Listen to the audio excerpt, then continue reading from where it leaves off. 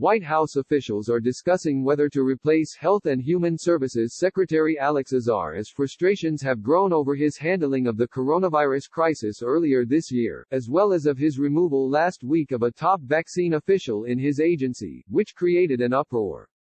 Several top White House aides are discussing Azar's removal and have mused over possible successors, but President Trump has not weighed in, said 5 people familiar with the talks who spoke on the condition of anonymity to be candid. It remains unclear whether the president will want to replace his top health official amid a pandemic, because it could signal more chaos and turmoil in the administration's response, which has come under repeated fire. More than 53,000 Americans have died of COVID-19, the disease caused by the coronavirus, and more than 900,000 U.S. cases have been reported as of Sunday. During the past several weeks, Azar has rarely appeared at the daily White House coronavirus news briefings and has been largely sidelined from the response. He oversaw that effort until February 26, when he was replaced by Vice President Pence amid anger over the continued lack of coronavirus testing and conflicting messages from health officials about the threat of the virus. His agency, however, is still responsible for crucial aspects of the pandemic response, such as leading the search for treatments and vaccines and distributing $100 billion worth of relief to hospitals that was allocated by Congress. One senior administration official with knowledge of the discussions said Trump has no deep affection for Azar but is unlikely to change secretaries as the coronavirus continues to rage. There is also concern about having a nomination fight in an election year on an issue, health care, that many Trump advisors see as a political weakness. Spokesmen for the White House and HHS denied Azar was in jeopardy.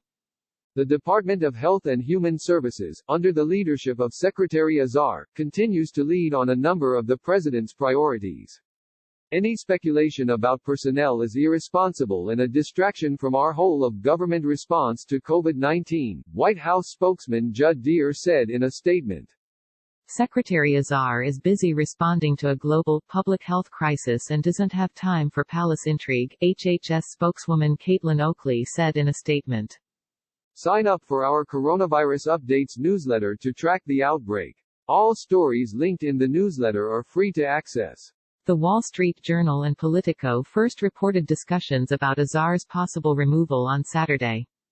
Azar has long had a tenuous relationship with many White House officials, including battles over the administration's efforts to curb drug prices and his aggressive proposals to address the vaping crisis, which spurred backlash from the president's base. Azar's conflict with his Medicare chief, Seema Verma, grew so acrimonious late last year that Trump and Pence had to intervene. But the president and the White House's frustration with Azar has been exacerbated by the coronavirus pandemic and ongoing turmoil at the health agency. Trump and White House aides were frustrated at recent reports that Azar's efforts to warn the president about the coronavirus in January went unheeded. On April 12, Trump tweeted, "I was criticized for moving too fast when I issued the China ban, long before most others wanted to do so.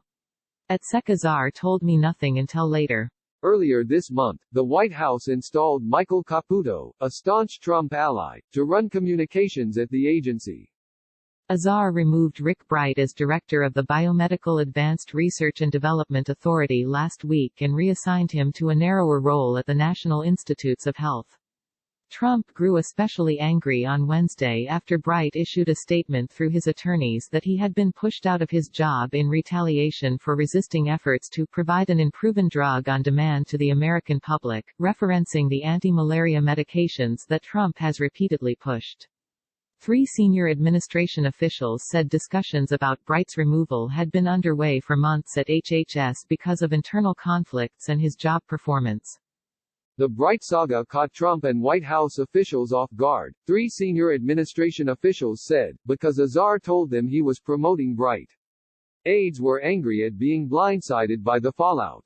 Dr. Rick Bright will transfer the skills he has applied as director of the Biomedical Advanced Research and Development Authority to the National Institutes of Health, as part of a bold plan to accelerate the development and deployment of novel point-of-care testing platforms, HHS said about Bright's transfer last week. HHS disputed Bright's stated reasons for leaving, noting he requested the authorization from the Food and Drug Administration that had enabled officials to add the medications to the national stockpile of emergency medical equipment and medications. On Thursday, Bright's attorneys said he planned to file a whistleblower complaint. Representative Anna G. Ashu, D. Caliph, chairwoman of the House Energy and Commerce Health Subcommittee, said last week that she planned to hold hearings on Bright's departure and hear from Azar, as well as Robert Kodlik, Bright's boss and Assistant Secretary for Preparedness and Response at HHS.